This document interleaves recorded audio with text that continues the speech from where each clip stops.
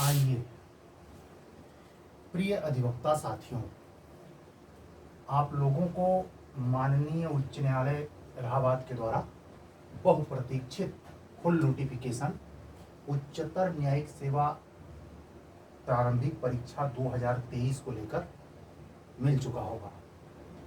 हमारी अधिवक्ता बहनें खासकर जो पहली बार इस परीक्षा में बैठने जा रही हैं, या वह अधिवक्ता बंधु चाहे अभी इमीडिएट एपीओ हों लेकिन उनको सारे टर्म और कंडीशन फुलफिल हों, 7 साल का अनुभव कंप्लीट हो गया हो केस के लिए, तो उनको प्रॉब्लम नहीं होनी चाहिए। 30 वकालतनामा और बंच वकालतनामा को अलग अलग नोटिफिकेशन में मान्य करते हुए माननीय उच्च न्यायालय ने विषय में, सिलेबस में, जैसा कि मेरा एक अंदाजा था, पूर्व के वीडियो में मैंने आपको बोला भी था, बड़े स्तर पर बदलाव किया है। और प्रश्न पत्रों की संख्या, जैसा मैंने कहा था कि कम की जा सकती है, परमात्मा की कृपा से हनुमान जी लेटे हुए उनका आशीर्वाद रहा है कि वो उस बात को सत्य ठहराते हुए प्रश्न पत्रों की संख्या को घटा के 4 कर दिया गया है। यानी 2 दिन में आपकी परीक्षा समाप्त हो जाएगी। मुख्य परीक्षा जब भी होगी 2 दिन में समाप्त हो जाएगी। केवल 4 पेपर आपको देने होंगे। अभी तक आपको 5 देने होते थे। जीएस और लैंग्वेज को 1 में कर दिया गया है और बाकी 3 पेपर में भी बड़े स्तर पर बदलाव हैं। अभी हम चर्चा करेंगे, चर्चा को हम आगे बढ़ाएंगे। इस पे सारी चीज़ें लिखी भी हैं, बहुत सलीके से टाइम लगा है, लगभग घंटे भर का, लेकिन हमारे पास डिजिटल बोर्ड नहीं है और हम उस तरीके के सब्सक्राइबर खुफिया तंत्र नहीं है और न इस बात का दावा करते हैं सबसे सस्ता। हम बल्कि उल्टे टाइप के आदमी हैं। हमारे चैनल पर आने के पहले 100 दफ़े सोचना पड़ता है और हम शुरू से, जब से हम महाशिवरात्रि 2023 से चैनल पर हैं, तब से हमारा एक लक्ष्य है, ए ग्रेड का बंदा होना चाहिए, प्री की फालतू की भीड़ नहीं। इसलिए ये जो हमारा समझाने का तरीका है, किसी को गलतफहमी नहीं हो कि हम प्री की भीड़ को आकर्षित करने या उसको अपने पास बुलाने की योजना है। नो, हमारा सीधा मतलब है कि आज के डेट से ही, यानी 14 मार्च को ये आया रात में लगभग 10 बजे के आसपास, और हम रिकॉर्ड कर रहे हैं 15 मार्च के 1:10 पर। समझ रहे हैं? इसमें वो बच्चा हमसे जुड़ने की कोशिश, हमारा व्हाट्सएप नंबर यहाँ है 7705090393। ये वीडियो बहुत सारे लोग देखेंगे, मुझे पहले से अंदाजा है और मैं इसी अंदाजे के अनुक्रम में ये कहना चाहूँगा, इन सारे प्रश्न पत्र पर जो भी नए एक्ट आपको इंट्रोड्यूस हुए हैं, बगैर किसी संदेह के माइंड में ये सेट कर लीजिए, सब में से प्रीलिम्स में सवाल हो सकता है। प्रीलिम्स अभी भी 100 नंबर का ही होगा, 2 घंटे का पेपर होगा। आप पूर्व में जानते हैं, जो पेपर मेंस में रखे जाते हैं उसी से प्रीलिम्स में क्वेश्चन आते हैं। हर प्रश्न पत्र वाइज हम आपसे डिस्कशन करेंगे, लेकिन अपने जूनियर डिवीजन के बच्चों से थोड़ा हम कुछ कहना चाहते हैं। अधिवक्ता बंधुओं और बहनों का हर दिन 2 से 4 फोन तो आ ही जाता है। मैं साफ करूं कि इस बात का अंदेशा जो हम लोग कर रहे थे कि आप लोगों के 2023 वाली जुडिशरी में जब 9 एक्ट जुड़ा नया, तो अब की बार हम स्वाभाविक उम्मीद कर रहे थे कि वो 9 के 9 एक्ट हमारे में भी न जुड़ जाएं। तो 9 के 9 तो नहीं, कुछ छोड़ के बाकी और अत्यधिक जुड़े हैं। अब आपके लिए जो सिलेबस की चिंता में मरे जा रहे थे कि पुराना या नया, तो एक चीज क्रिस्टल क्लियर कीजिए, पुराना हटाया नहीं है। कान खोल के ठूस लीजिए अंदर। जो पुराने को दबाकर, पुराने को हटाकर नए का डंका बजा रहे थे, उनके कान के नीचे जड़कर मारा है और यही चीज कंटिन्यूअस होने वाली है जुडिशरी में।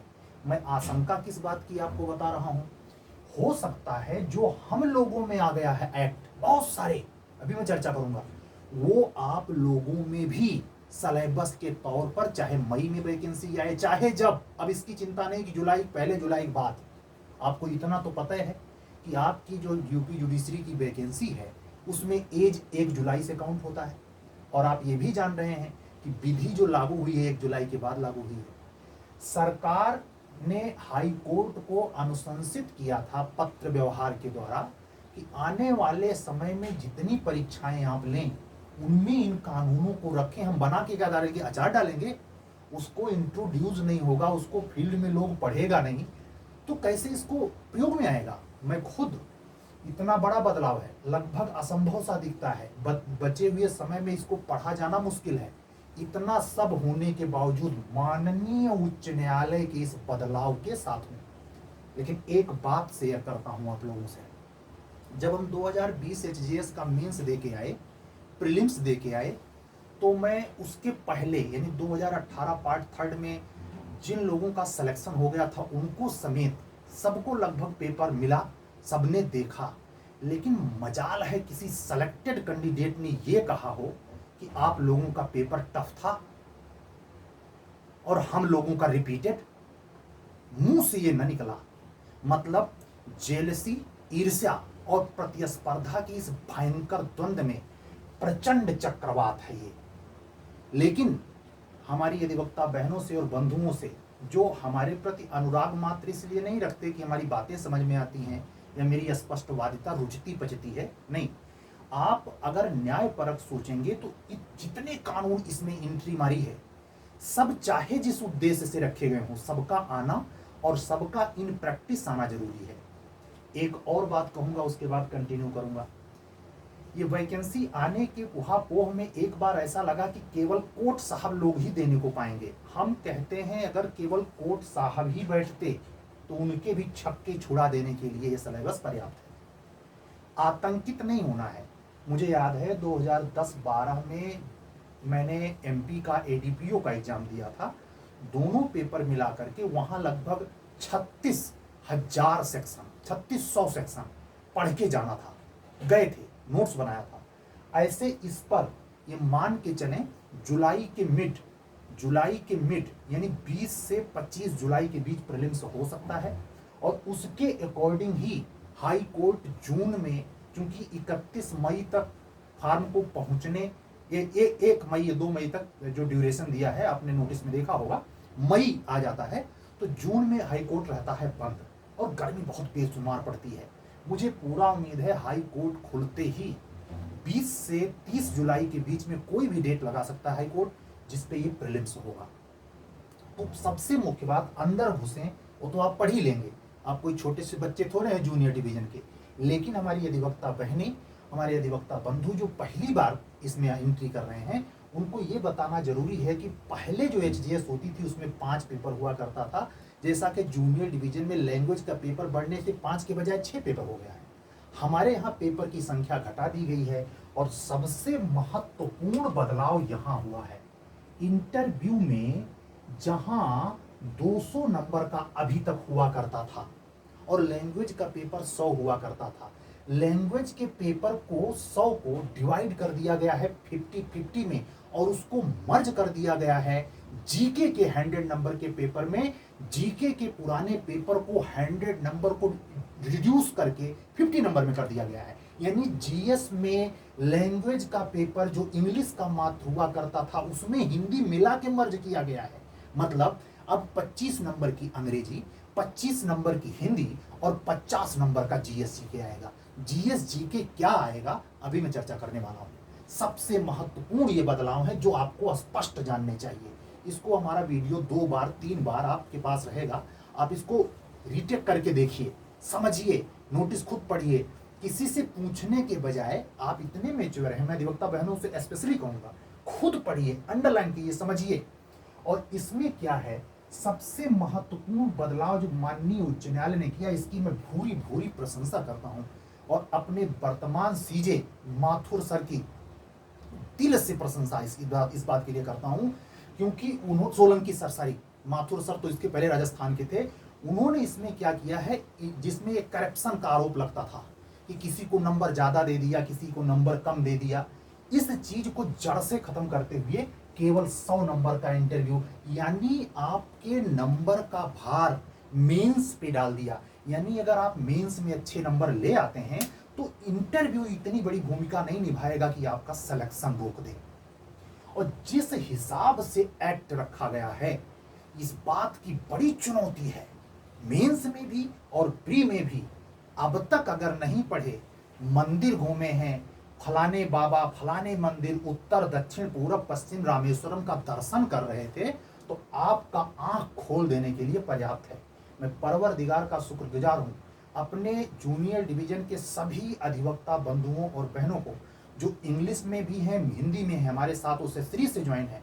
उनको परम संतोष होगा कि उनके द्वारा एपीओ और जे में ली गई सीरीज में पुराना एक्ट भी हाई कोर्ट ने रखा है और नया लगाया है। तो हमने जो सीरीज करवाई है, चाहे प्री लेवल पर, चाहे मेन लेवल पर, चाहे एचजेएस लेवल पर, वो सर्वमान्य है और अधिक जोड़ दिया गया है। और जो अधिक जोड़ा गया है उसको आने वाले एक हफ्ते के अंदर ज्यादा से ज्यादा, आज है 15 तारीख, 20 तारीख को ये डिक्लेयर कर दूंगा कि सारी की सीरीज अवेलेबल है या नहीं। समझ रहे हैं?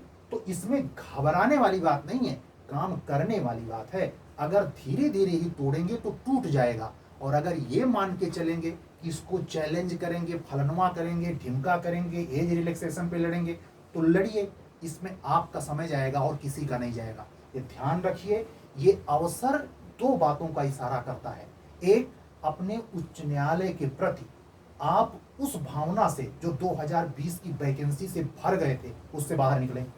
दूसरे, वर्तमान सीजे सोलंकी सर के प्रति अपने उस भाव को लेके आए जैसे ईमानदारी से सब कुछ होने वाला है।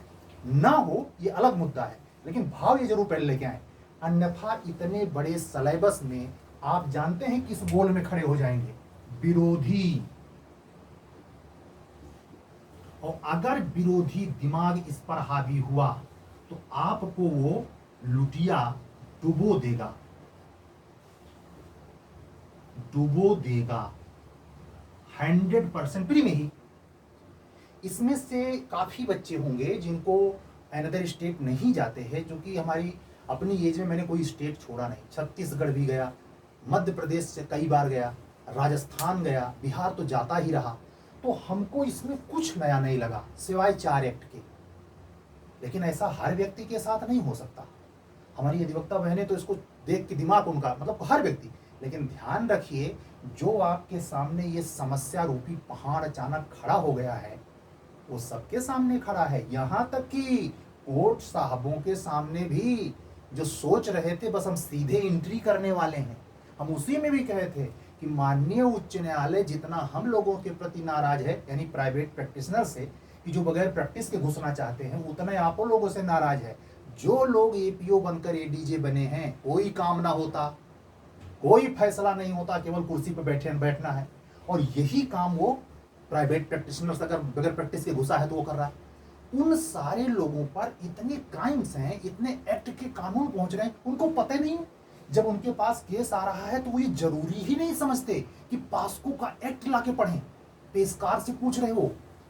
आप समझें इस चीज को, देश में जो स्थिति है उसमें, इसीलिए शायद माननीय उच्च न्यायालय ने अपने उस बात में रिकमेंड किया कि प्री का जो न्यूनतम क्राइटेरिया होगा 45%, एनी एससी हो, एसटी हो, जनरल हो, कोई फर्क ना पड़ता, 45% की मार्क, यानी 100 में 45 नंबर भी ले आएंगे तो आपको एंट्री मिल सकती है। ये संभावना इससे और बन गई क्योंकि इतने नए एक्ट आ गए हैं कि थोड़े समय में कंठस्थ करना मुश्किल है। इसमें अपनी अपनी रणनीति पर किसी और दिन चर्चा करेंगे। अगर ज़्यादा बात करेंगे तो ये वीडियो बहुत डिस्ट्रॉय हो जाएगा और बहुत लॉन्ग हो जाएगा, आप देखना पसंद नहीं करेंगे। आइए हम आपको अपने, चूंकि हिंदी मीडियम के बच्चे हमको बहुत देखते हैं, इंग्लिश मीडियम के तो देखते हैं, तो मैंने एक्ट को रोमन का सहारा लिया है, मतलब जिससे हमारे इंग्लिश मीडियम वाले बच्चे तो आप समझी जाएं मेरी आवाज़ से, और जो हिंदी मीडियम वाले हैं वो इंग्लिश वर्ड देख के चौंके नहीं, वो भी आसानी से समझ रहे हैं। नोटिफिकेशन में तो सब है ही है। आइए शुरू करते हैं। सब जहां जहां बोले, जहां जहां टोकें, अपने नोटिस में प्लेन पेपर पर उसको निकलवा के अंडरलाइन और कोड कर सकते हैं बाद में भी। जैसे प्रथम पेपर जो 3 घंटे का होगा, हर पेपर 3 घंटे का होगा, और ये जो मार्क्स होगा ये 100 नंबर का होगा। ध्यान रखिए, पहला पेपर 100 नंबर का, दूसरा पेपर 200 नंबर का, यहां ये देखिए लिखा है 200 नंबर का, ध्यान देना, तीसरा पेपर भी 200 नंबर का। लेकिन नोटिस अगर पढ़िए तो थर्ड पेपर में मुझे ऐसा लगता है माननीय उच्च न्यायालय ये लिखना भूल गया है कि ये पेपर कितने नंबर का होगा। आप नोटिस पढ़ेंगे तो वहां ये लेकुना मिलेगा, लेकिन फिर भी ये मैं गेस करता हूं ये भी 200 नंबर का ही होगा। इतना मैं आपको नोटिस की तरफ हिंट कर रहा हूं, आप पढ़िएगा देखिएगा, ये 200 नंबर का होगा। तो 200 ये 400, ये 600, एक 700 और इंटरव्यू का नंबर मिला दें तो 800, यानी टोटल मेंस और इंटरव्यू का number 700 mains plus 100 number interview equal to 800 maximum marks. आपको एक चीज याद दिलाता हूं, क्या कमाल का संयोग है। 800 देख रहे हैं मैक्सिमम मार्क्स, शनि का वर्ष है और शनि का अंक 8 है, 8 आ गया। पूरा टोटल यानी 8 के अंक पे ही सब चलने वाला है। इसीलिए मैं शुरू में कह रहा हूं कि कुछ भी हो, मैंने गुजारिश की अपने सीजे से और मुझे पूरा यकीन है परमात्मा किसी प्रकार अगर मेरी वीडियो वहां तक जाए तो मैं अपना सर झुकाता हूं अपने माई लॉर्ड के सामने, बेईमानी मत होने दीजिएगा इसमें। और ये भी साबित कीजिए आप कि 83 के 83 आप भर के दिखाएंगे। ये नहीं होगा कि इतना एक्ट शामिल किया है इसलिए कि एमपी हाई कोर्ट की तरह सबको बाहर कर देंगे, कोई मिला नहीं, आप इसमें शामिल करके दिखाइए। क्यों? क्योंकि आपने कहा है कि 45% तक भी चलेगा। ठीक है, तो निराश नहीं होना है, इसमें जुट पड़ना है, इसमें जुट पड़ना है। अगर जुट गए तो नैया तीरे और अगर विरोधी में प्रपंच में फंसे तो डूबे। इसमें हम नहीं जाते, इनमें ये करने के लिए नहीं आए। आइए यहां देखिए, जो जीएस का ऑलरेडी इतिहास भूगोल पहले 100 नंबर का हुआ करता था, उसमें जीएस में देखिए ये गोला दिखाई पड़ रहा होगा, इसमें एरो दिखाई पड़ रहा होगा। एरो का 1 पॉइंट देखिए, 2 पॉइंट देखिए, 3 पॉइंट देखिए और 4 पॉइंट देखिए। ये एरो मैंने इसलिए लिखा है कि जीके के हिस्से में केवल 50 नंबर आएगा। इस 4 सेगमेंट से केवल 50 नंबर आएगा। पहले क्या आएगा? इतिहास। इतिहास में क्या होगा? भारत का और भारतीय संस्कृति, भारत का इतिहास और संस्कृति, कल्चर। ठीक है, आप इसको समझ लें, खास करके हमारी अधिवक्ता बहनें। और उसके बाद आता है ज्योग्राफी ऑफ इंडिया। यहां वर्ड की ज्योग्राफी नहीं है, ये ध्यान रखना, यानी भारत का भूगोल, भारत का भूगोल। ठीक, उसके बाद तीसरा इंडियन पॉलिटी, वर्ड पॉलिटी नहीं, यानी भारतीय राज व्यवस्था। अब मैं बोल दे रहा हूं, यहां लिखूंगा तो बहुत वो हो जाएगा और फबेगा नहीं, भारतीय राज व्यवस्था। और चौथे पॉइंट पे है, ध्यान देना यहां, करंट नेशनल इशू, यानी करंट जो मुद्दे होंगे उसमें राष्ट्रीय मुद्दे तो शामिल ही होंगे। एंड टॉपिक्स ऑफ सोशियल सामाजिक रेलिवेंसी, यानी ऐसे मुद्दे जो सामाजिक मुद्दे हों, जैसे समलैंगिकता हुआ, ये जो 3 तलाक का मुद्दा, तलाक उल बिद्दत जो हटा, समझ रहे हैं, ये सामाजिक मुद्दे, हजाब प्रकरण, ऐसे Indian and world Indian, India and the world Indian, मतलब विश्व के परिप्रेक्ष्य में भी और भारत के परिप्रेक्ष्य में भी।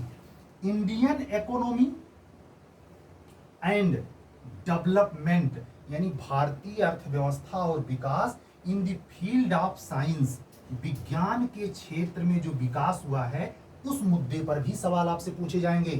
टेक्नोलॉजी, प्रौद्योगिकी और कम्युनिकेशन एंड स्पेस, सूचना तंत्र और अंतरिक्ष, इतने से आपको 50 नंबर आएगा। ये हम बात कर रहे हैं मेंस की। ठीक, तो अब आप इसी को प्री में समझ लीजिए। जो 20 क्वेश्चन आता था उसमें इतने सेगमेंट से आपको 20 क्वेश्चन मिलेंगे। ठीक है, आपको सेगमेंट यही याद रखने हैं। नीचे आइए, दूसरा, इसी जीएस में जो पुराने लैंग्वेज को हाफ करके और उसमें हिंदी लैंग्वेज को एंट्री मरवा के मिक्स किया गया है, 50 नंबर में 25 नंबर की अंग्रेजी और 25 नंबर की हिंदी। भाषा नहीं, लीगल लैंग्वेज, यानी विधिक हिंदी, विधिक अंग्रेजी भाषा। ठीक है, जो आप सेमेस्टर में पढ़ते हैं उसकी जरूरत महसूस की, इसको मैं अत्यंत सराहना करता हूं। अत्यंत सराहनीय। ठीक, शानदार। अब आइए पेपर नंबर ला का जो पहला होगा वो द्वितीय पेपर कहलाएगा। पेपर नंबर 1 पर हम चर्चा कर चुके, केवल 100 नंबर का होगा ये, समझ गए। अब इसमें आइए 200 नंबर में क्या क्या है। भारतीय संविधान पहला पेपर, दूसरा सीपीसी, तीसरा कॉन्ट्रैक्ट एक्ट, चौथा पार्टनरशिप, पांचवा मोटर व्हीकल एक्ट 1988, छठा लिमिटेशन एक्ट 1963, सातवां संपत्ति अंतरण अधिनियम 1882, ये तो आप पढ़ ही रहे हैं। आठवां ये जो है नया जुड़ा है, ध्यान देना, जो नया जुड़ा है माल विक्रय अधिनियम, ये बिहार में है, ठीक, ये नया जुड़ा है। सेल्स ऑफ गुड्स एक्ट, उसके बाद जनरल क्लाजेज एक्ट, ये छत्तीसगढ़ में है, लोअर जुडिशरी में, ये भी जोड़ा गया है। ये प्रथम पेपर, द्वितीय पेपर में ला के पहले प्रश्न पत्र में। उसके बाद इंडियन ईजमेंट एक्ट, ये पुराना वाला है, भारतीय सुखाधिकार अधिनियम। लॉ ऑफ इक्विटी पुराना, इंडियन ट्रस्ट एक्ट पुराना, the contempt of court act, ये छत्तीसगढ़ में है, यहां भी जुड़ा। जरूरी है कि नहीं है, आप विचार कीजिए, माल विक्रय यानी जितना मिलावट खोरी चल रही है उसके लिए माल विक्रय और माल के व्यापार के लिए जितना आवश्यकता है, जितना बड़े स्तर पर व्यापार हो रहा है उस पर आप पढ़वे कि नहीं करेंगे, एडीजी वैसे जाके बन जाए, तो वो पढ़िए। और जनरल क्लाजेज एक्ट, आप जानते हैं जिसको कोई एक्ट ना पढ़े तो जनरल क्लाजेज एक्ट में जाना पड़ता है डिफिनीशन के लिए, उसको पढ़ना ही पढ़ना पड़ेगा। और the contempt of court act, ये आप न्यायालय की अवमानना एक्ट 1971 वाला। तो आपने देखा 7, 8, 9, 10, 11, 12, 13, यानी कुल मिला के 13 यहां हुआ, अभी पूरा नहीं हुआ है। द इंफॉर्मेशन टेक्नोलॉजी एक्ट 2000, सूचना प्रौद्योगिकी अधिनियम 2000, ये आपका है 14वां, ठीक, ये भी मध्य प्रदेश के एडीपीओ में है। इंडियन एविडेंस एक्ट पुराना वाला और नया वाला दोनों, यानी 15 और ये 16, कुल 16 एक्ट हैं दूसरे ला के पेपर में, ठीक। अब आइए तीसरे पे बात कर लेते हैं, पेपर नंबर 3 पे, जो विधि का दूसरा पेपर होगा। उसमें पुरानी वाली सीआरपीसी एक, दूसरा भारतीय नागरिक, वही नई वाली सीआरपीसी 2, फिर ये है नया, यहां भी हम जितना नया है, इंडियन ईजमेंट एक्ट पुराना है, यहां टिक कर दिया हूं। यहां देखिए भारतीय नागरिक सुरक्षा संहिता, या नई वाली जोड़ दिया है, पुराने वाले पे लिखना नहीं है। भारतीय न्याय संहिता 2023, ये नया, ये हुआ 3, ये हुआ 4। उसके बाद नेगोशिएबल एक्ट, पहले भी था ये सिलेबस में, क्योंकि सवाल पूछे गए हैं, तो इसको मैं नया नहीं कर रहा हूं। हाँ, मेंस में नहीं था, तो आप इसको एक प्रकार से नया का टिक लगा सकते हैं, ठीक है। एनआईए एक्ट 1881 वाला। फिर उसके बाद करप्शन, जो आपने बिहार के एडीपीयू में, अब बिहार के एपीयू में आपने दिया exam, prevention of corruption act 1988, ये नया है, और ये छठा एक्ट है, यानी ये नया है, ठीक। उसके बाद पास्को एक्ट, अब जो जूनियर डिवीजन में जुड़ा था, एचजीएस में नहीं था, ये नया जुड़ा, ये नंबर है 7वां। फिर घरेलू हिंसा, ये जूनियर डिवीजन में है, एचजीएस में भी जुड़ा, ये भी नया हुआ। फिर दहेज प्रतिशत, ये जूनियर डिवीजन में है, फिर इसमें भी हुआ, नया जुड़ा। फिर सेक्सुअल हरासमेंट 2013 वाला, कार्यस्थल पर महिलाओं का यौन उत्पीड़न 2013 वाला एक्ट, ये 10वें रूप से जुड़ा। Indian representation of women act 1986, ये जूनियर में नहीं है, ये बिल्कुल एचजीएस में जुड़ा, 11वां नंबर। Indian Arms Act, Bihar APO में है, आयुध अधिनियम 1959 वाला, ये है 12वां एक्ट, ठीक है। इसी दूसरे में फिर 13वें पे प्रिवेंशन ऑफ मनी लॉन्ड्रिंग, ये जूनियर डिवीजन में नहीं है, एचजीएस में जोड़ दिया गया, ये क्योंकि एचजीएस का सीधा मामला होता है, इसलिए 13वें नंबर पर, ठीक है। उसके बाद 14वें नंबर पर आता है एनडीपीएस, एमपी में है 14वें, ठीक है, एनडीपीएस एक्ट 1985। एक नया और जोड़ा, यूपी डकैती। ये मामले हुए जो डायरेक्ट एडीजे सुनता है। 14 यानी 15वां मामला, ठीक है, यूपी डकैती अफेक्टेड एरिया एक्ट 1983। फिर उसके बाद 16 SC एक्ट जूनियर डिवीजन में है, आप जानते हैं 1989 वाला। और द इंडियन एविडेंस एक्ट तो ऑलरेडी है, ये 17वां हुआ। और भारतीय साक्ष्य अधिनियम ये 18वां नया हुआ। यानी तीसरे ला के पेपर में कुल इसमें 16 और इसमें 18, कुल 18 पेपर तीसरे पेपर में और ला के दूसरे पेपर में रखे गए हैं। अब आइए आखिरी पेपर यानी चौथा और विधि का तीसरा प्रश्न पत्र। इसमें आप हिंदू लॉ में आप जानते हैं Hindu marriage act, Hindu succession act, Hindu minority और गार्जियन एक्ट, ये 4 एक्ट जो उसमें हैं उसको रखा गया है। और मुस्लिम लॉ में कोई डिवाइडेशन नहीं किया गया, पूरा मुस्लिम लॉ है ना। एक चौथे नंबर पर एडॉप्शन एंड मेंटेनेंस एक्ट, ये 4 एक्ट जो हिंदू लॉ में पढ़ते हैं हम लोग वो सब रखा गया है। हिंदू लॉ को एक मानते हैं, वो छोटे छोटे एक्टों को एक ही मान लेते हैं हिंदू लॉ में। 2 उसके बाद आता है तीसरा, ये नया जुड़ा है, ये बिल्कुल नया जुड़ा है। क्या है? Uttar Pradesh prohibition of unlawful conversion, यानी अविधिक ढंग से धर्म परिवर्तन अधिनियम 2021, योगी बाबा वाला उत्तर प्रदेश का है, ध्यान रखिए, लोकल एक्ट है। Uttar Pradesh prohibition of unlawful conversion of religion act 2021। वो कानून बना करके केवल छापना नहीं था, कानून लागू करवाया जाएगा। इसलिए 2021 का योगी बाबा का दबाव है कि हाई कोर्ट ने इसको भी रखा है। उसके बाद देखिए चौथा, इंडियन सक्सेशन एक्ट 1925, इससे वसीयत के कानून देखे जाते थे। जो हिंदू विवाह अधिनियम में, हिंदू उत्तराधिकार अधिनियम में पढ़िए तो 1956, सॉरी हिंदू उत्तराधिकार अधिनियम 1956 की जब सेक्शन आखिरी धारा पढ़ेंगे तो उसमें ये बात मेंशन मिलती है 31 में कि अगर वसीयती अंतरण की बात है तो उसके लिए इंडियन सक्सेशन एक्ट 1925, ये केवल ओरली पढ़ा जाता था, अब इसको कोर्स में रख दिया गया है। यानी कुल मिलाकर के ये चौथा एक्ट। पांचवा स्पेशल मैरिज एक्ट 1954, ये लव मैरिज की जो शादियां होती हैं उसको कवर करने के लिए बहुत विवाद बढ़ रहे हैं, लिव इन के मैटर बढ़ रहे हैं, इसलिए स्पेशल मैरिज एक्ट भी रखा गया है। फिर उसके बाद छठे नंबर पर है Muslim women protection of right and marriage act 1986। आप जानते हैं महिलाओं के, मुस्लिम महिलाओं के अधिकारों की संरक्षा के लिए जो 86 का एक्ट था, अक्सर वो मुस्लिम विधि में इंक्लूड रहता था, लेकिन स्पेशली अलग सिलेबस के तौर पर इसे रखा गया है मॉडर्न लॉ के अतिरिक्त। उस एक्ट को आपको पढ़ना है। 7वें नंबर पर है गार्जियन एंड वार्ड्स 1890, यानी जो गार्जियन एंड वार्ड्स एक्ट है 1890 का वो। और उसके बाद 8वें नंबर पर है maintenance and welfare, maintenance and welfare of parents and senior citizen act 2007।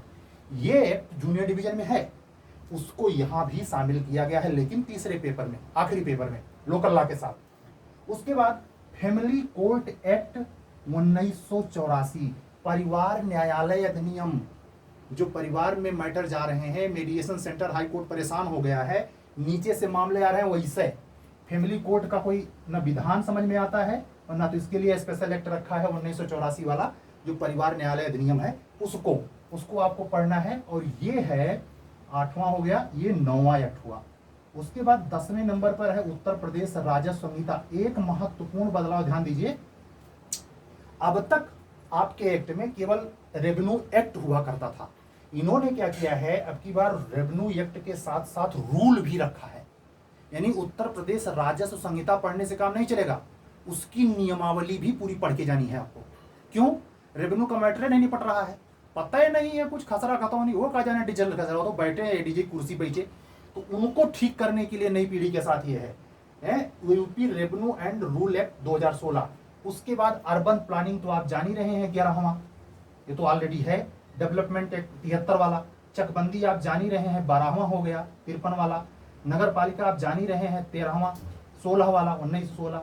एर्बिट्रेशन ये वहां है बिहार में, एर्बिट्रेशन 14वें रूप पे शामिल हुआ है, एर्बिट्रेशन एंड कैंसिलेशन एक्ट 1996, ये बिहार में है। फिर 15वें नंबर पर है द कॉमर्शियल कोर्ट एक्ट, जो सीपीसी जब 2015 में बदली थी तो कॉमर्शियल कोर्ट के भी प्रोविजन उसमें ऐड हुए थे। जो लोग नई सीपीसी लिए होंगे उसमें है, तो उस कोर्ट को, यानी जो बड़े मैटर होते हैं, वाणिज्यिक मामले, उनके लिए एक अधिनियम 2015 में आया था, उसको भी सिलेबस में रखा गया है। ये हो गया 15वां। उसके बाद 16वां है, ध्यान दीजिएगा, 16वां एक्ट एसेंशियल कमोडिटी एक्ट 1955, ठीक है, इस एक्ट को भी पढ़ना है।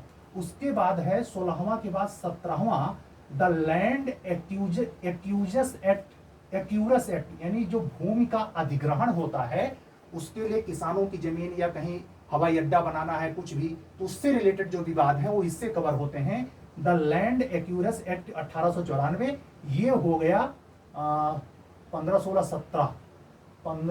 17 और ये हो गया 18वां right to fair compensation and transparency and land acquisition act rehabilitation and resettlement act 2013। इतना बड़ा एक्ट है। यहां से देखिए, फिर से पढ़ रहा हूं, right to fair compensation and transparency in land acquisition act rehabilitation and resettlement act 2013। इतने बड़े एक्ट को 18वीं